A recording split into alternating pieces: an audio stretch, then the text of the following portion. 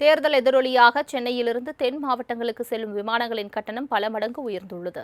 தமிழகத்தில் நாளை சட்டமன்ற தேர்தல் நடைபெறவுள்ள நிலையில் சென்னை மற்றும் புறநகர் பகுதிகளில் வசிக்கும் ஏராளமான மக்கள் தங்களுடைய வாக்குகளை பதிவு செய்வதற்காக சொந்த ஊருக்கு புறப்பட்டு சென்று கொண்டிருக்கின்றனர். இந்த நிலையில் ஏராளமானோர் விமானங்களில் சொந்த ஊர்களுக்கு செல்ல தொடங்கியுள்ளதால் நேற்று இரவிலிருந்து சென்னை உள்நாட்டு விமான நிலையத்தில் பயணிகள் கூட்டம் அதிகரித்துள்ளது. குறிப்பாக தமிழ்நாட்டில் உள்ள தூத்துக்குடி, மதுரை, திருச்சி, கோவை, சேலம் செல்லும் விமானங்களில் பயணிகள் கூட்டம் அதிக அளவில் இருப்பதால் இந்த ஊர்களுக்கு செல்லக்கூடிய பல விமானங்களில் டிக்கெட்டுகள் இல்லை. ஒரு சில விமானங்களில் மட்டும் ஒரு சில டிக்கெட்கள் மட்டுமே உள்ள நிலையில் விமான டிக்கெட் கட்டணங்கள் பல மடங்கு கிடுகிடுவென உயர்ந்துள்ளதால் பயணிகள் அதிர்ச்சியடைந்து உள்ளனர்.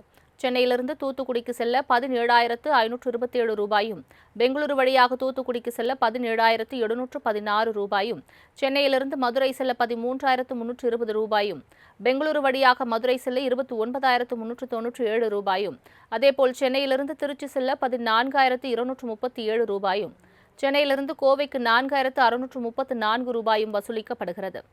இருப்பினும் வாக்குகளை பதிவு செய்துவிட வேண்டும் என்ற ஆர்வத்தில் விமான டிக்கெட் கட்டணம் அதிகரிப்பு குறித்து கவலைப்படாமல் பயணிகள் பலர் போட்டி போட்டுக் கொண்டு பயணித்து வருகின்றனர்.